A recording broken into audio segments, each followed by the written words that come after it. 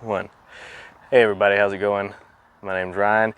Just want to do a video detailing how I do my chainsaw milling.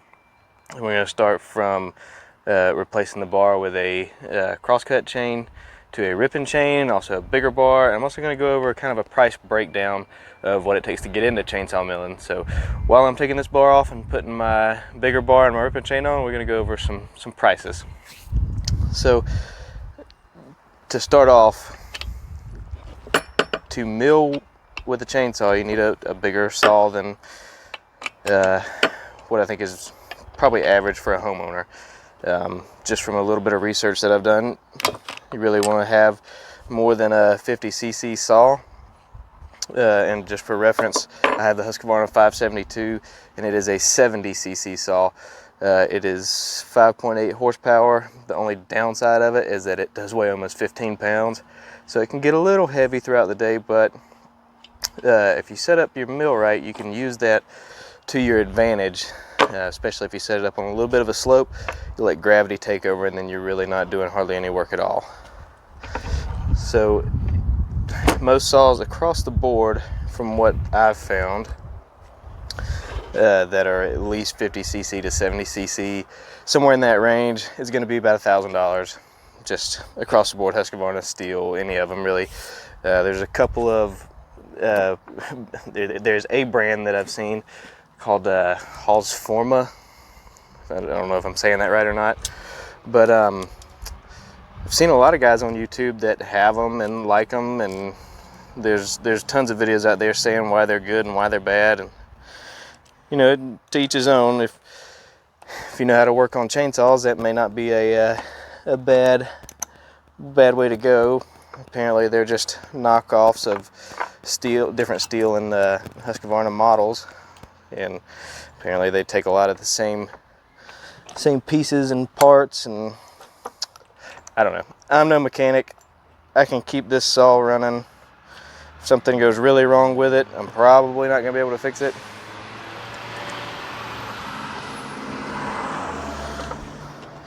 But that's just how it goes sometimes.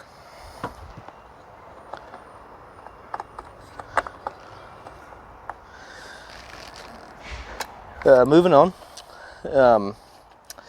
Next thing you need is obviously a mill. I think one of the most well-known chainsaw mills is the Granberg, and that is the one that I have. And that one is going to run close to $300 for the 36-inch, which means you can put up to a 36-inch bar in it. You can obviously go a lot smaller than that. And just browsing through Amazon, you'll see them anywhere from $100 to up to where the Granberg is at about $300. Really, just have to be careful, because you get what you pay for. If you buy something cheap, probably either gonna have to do some work to it to get it square and make sure that it's gonna cut true, so that you're not doing more work than you have to, and so that your pieces come out nice.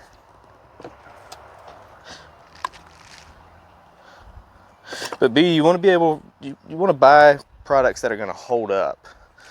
That is one of the most frustrating things for anybody, whether you're, you know, buying chainsaws and doing chainsaw milling, or whether you're buying recording equipment to, I don't know, sing sea shanties on TikTok. You know, you get what you pay for. I think that is especially true with any kind of tools.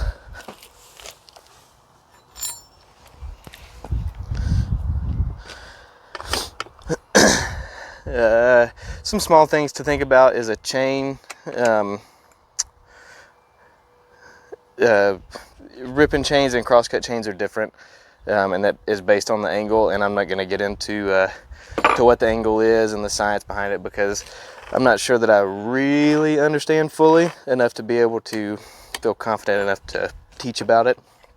But there is a difference. It's a much shallower angle for a ripping tooth, and if you ever try to go with the grain with the regular cross-cut chain, you find that it's shooting out these really long ribbons. And when you're using a ripping chain, it's throwing out more like you would when you cross-cut with a regular chain. And I use Archer chains. I found them on Amazon one day. They had good reviews.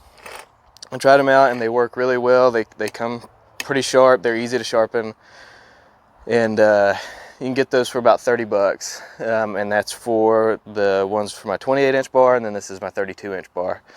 You also want to get files to sharpen. You can get a 12-pack for about 20 bucks. You also want to get a depth gauge and a file, and that's just going to allow you to take your rakers down to a safe height. And there's a lot more videos out there explaining what the raker height does. Basically, it just you get attacked by a bumblebee. That's what gives you the cut depth on your teeth. So the higher these are, the shallower cut that you're going to get on your tooth. The lower they are, the deeper cut you're going to get, and that's when it starts to get dangerous, or can get dangerous. And a depth gauge with a file is about $6. And then we move on to safety. And you really want something for your ears, something for your eyes. I would suggest getting one of those chainsaw helmets that has the flip down face shield and the earmuffs. That way it's all together. You don't have to worry about, oh, I left my glasses over here, or my earmuffs are over here. That'll run anywhere from 25 to 150 bucks, just depending on what you want, depending on how comfortable you want the helmet. I don't know if really noise cancellation is a variable in how they describe these helmets, but just do your research, find out what you like, what you can afford, and then we move on to chaps. I don't wear chaps because I don't have chaps. If I had chaps, I would absolutely wear them, but I don't, so I don't wear them. But those range anywhere from 50 to 100 bucks a set. So let's see, let's do some quick math here and add all this up. So a saw is going to be about $1,000, a mill anywhere from 100 to 300 bucks. Oh, I didn't talk about a bar. Depending on what size saw that you have, you can get different size bars. I've got a 20-inch bar that I just use for everyday cross-cutting, whatever, just because it's smaller, it's lighter, the saw can really push that chain through some wood, and it just makes life easier on me. But I also have a 28-inch and a 32-inch bar for this. And those run about 80 bucks a piece, again depending on quality of what you get, brand, whatever. So let's see, saw is about 1,000, mill 1-300. A bar is going to be about 80 bucks on average, chains about 30 bucks. Files, depth gauges, those together roughly 25 bucks. Helmet and chaps together, let's just average that out and say it's going to be about another 200 bucks. So that's, oh, let's see, about 1,200, 1,300, yeah, about 1,500 bucks, roughly, to get you from not having anything to starting milling, and that's a lot of money. It absolutely is. I really hope my wife doesn't watch this, but because we'll just keep this between us. But yes, it is a lot of money, but in the scheme of things, if you're going to be milling and milling consistently, you're going to save money in the long run. Now, it may take you a while to get there, depending on what kind of trees you're milling, how much time is it taking up. But chainsaw milling is very fun. It's gratifying to see, that you made this slab, you cut this slab. It is a lot of work, but I think that's what makes it so gratifying. So let's move on now to how to set up your first cut. Before we move on to setting up the first cut, let's go over some basics of what you need to make sure you're doing to stay safe, to keep your saw running right, just to make this experience a little bit more pleasurable. First of all, keep your chain sharp. Even if you just touch it up after every cut, every slab, and by touch it up, I mean 1 or 2 strokes per tooth. I usually will resharpen every 4th or 5th slab, and I'll touch up the rakers about every 4th, 5th time that I've sharpened. But keep your chain sharp, and it's going to make the work a lot easier on you. Second is to make sure that you keep oil in your saw. If you run out of gas, it's an inconvenience. If you run out of oil, you're probably going to ruin your chain, and then you have to wait until you can get a new chain, and then you're just not going to have fun.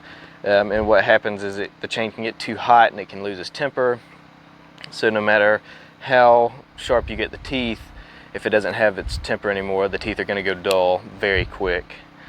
But that being said, keep gas, keep oil in it. I refill mine after every slab, and just to make sure that I never run out, never run low. When you're sharpening,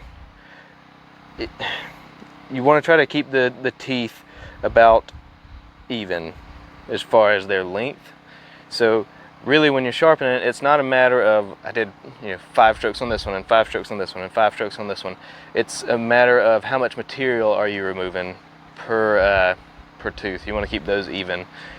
I think that's about it as far as of how you want to set it up. Obviously, you want your tension pretty tight, not so tight that it can't move, but keep it tight and keep it right. That seems weird. Moving on. Okay, so now we got our chain on, we got it sharpened. Let's set up the mill. So,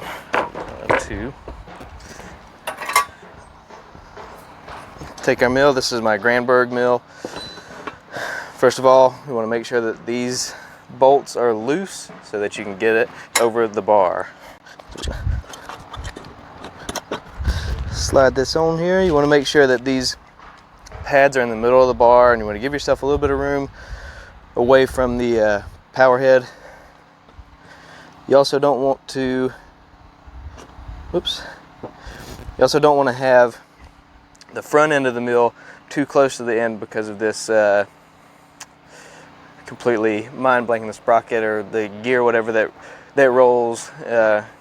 Because if you tighten it down on there, it won't roll, and then the chain won't spin, and then you're not going to be cutting anything, and that's going to be pretty inefficient when it comes to chainsaw milling. So as you go through, just go through and hand tighten. Just kind of rotate around, make sure they're all kind of coming down even.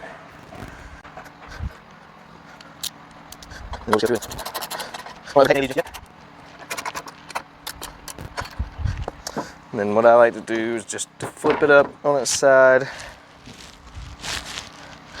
just to make sure that you can look at these welded in nuts on the bottom. And all you're looking for is just to make sure that the both sides are getting tightened down with even pressure.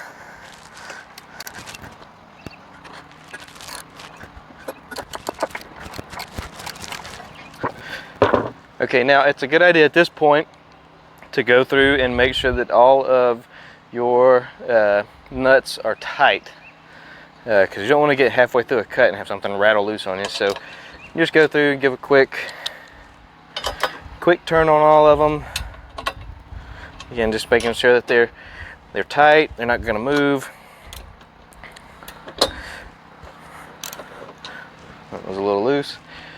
We're not going to adjust the height yet. We're going to wait till we get set up on the log to adjust the height, just so that we know that we're not having any waste. So let's head on down to the log. Absolutely not necessary. It can be very helpful as a cant hook, just to roll your logs around. You can probably find these. I think I got this one for right at $100. It's 48 inches long, heavy duty. It makes real easy work of trying to roll logs, especially when you're by yourself. I mean, it just don't get any easier than that. So we're going to pick our side that we want to be the top for the milling, and we're going to get started. Okay, now this is how this log is going to lay. One thing I want to point out is you want to look at the end grain of the log.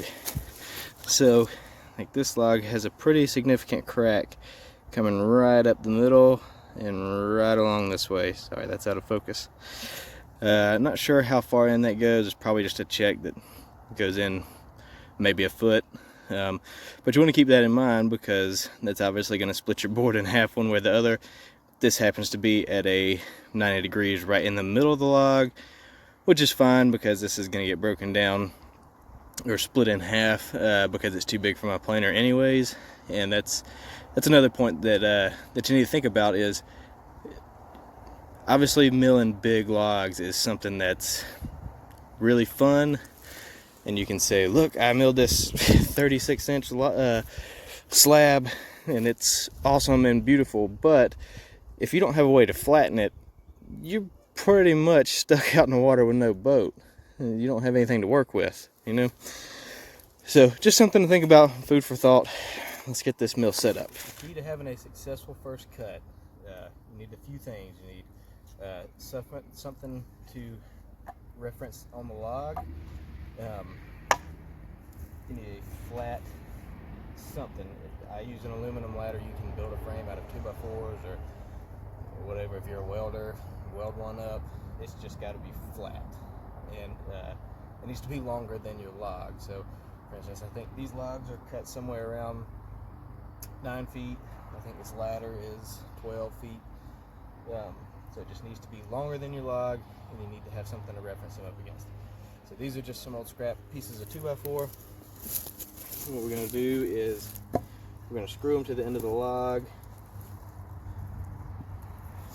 And I'm just going to do one side for now, and then we'll go down to the other side and find some more spots to make this what we want. So this important thing is your flat area on the top has to be above the top of the log.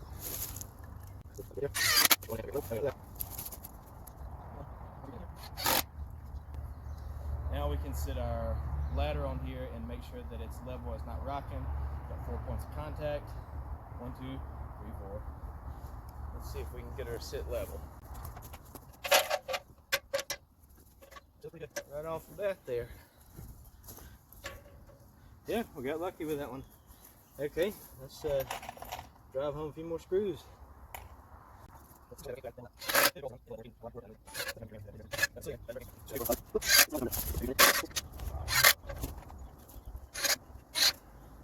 Okay, now our ladder's on there, secure.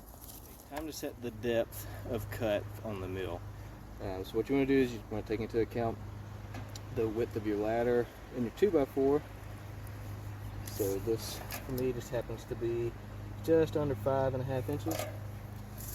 So I'll probably set my cut to 6 inches or so, just to give me a little extra meat down here.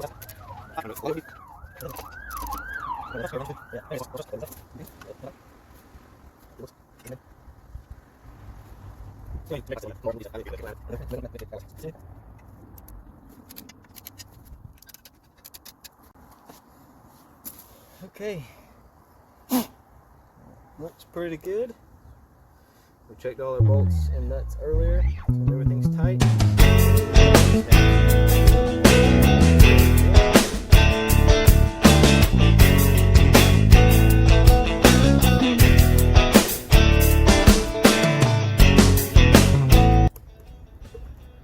Almost forgot something. I need my wedges.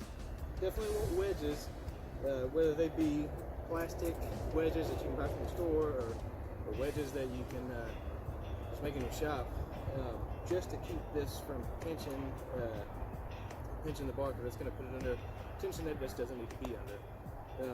Also, you might see, I don't know how easy it is to tell from the video, this is on a slight downward slope. It's not much, but it is enough for gravity to really take over. I'm not really even pushing this thing. The weight of the saw is just kind of carrying it down the track. So I'm about 2.5, 3 feet in, and I haven't really pushed it all yet. So I'll be right back. I'm gonna get some.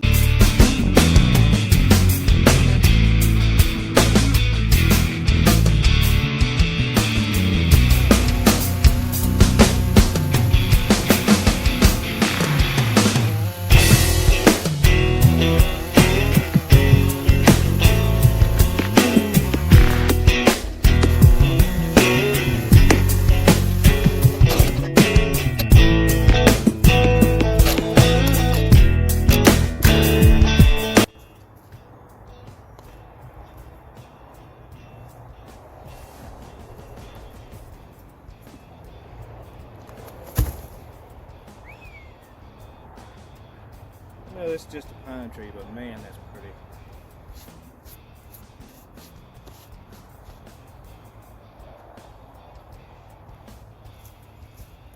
Okay.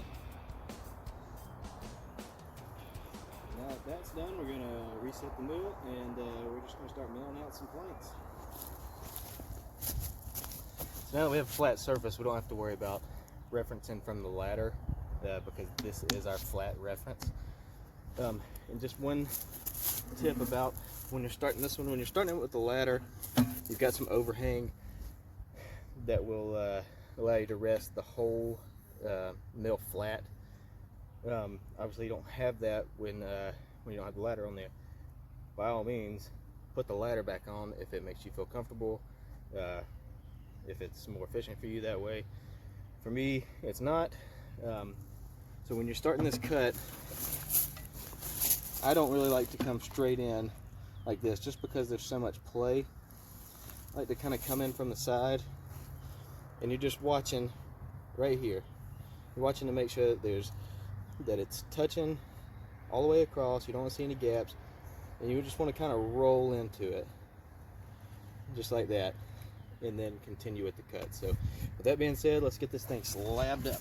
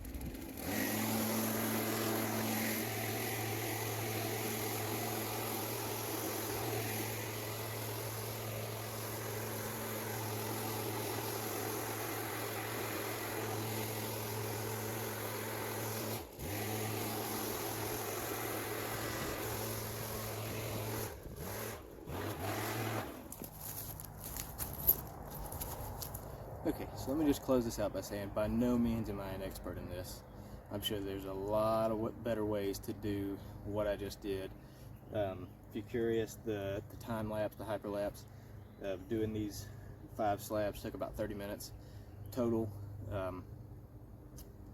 Chainsaw milling is one of those things it's a lot of fun, it's a lot of work, but there's a big sense of pride that comes from saying, you know, I took this from a log to, you know, these slabs, and yes, this is just pine, and a lot of people hate on pine, but this is some really pretty wood, and this came from my property. I'm not sure what's going to be built out of it, but I can say that, you know, I processed it down from just basically being firewood to something usable and something that will hopefully be very pretty. All that being said, remember, if women don't find you handsome, they should at least find you handy. Keep your stick on the ice.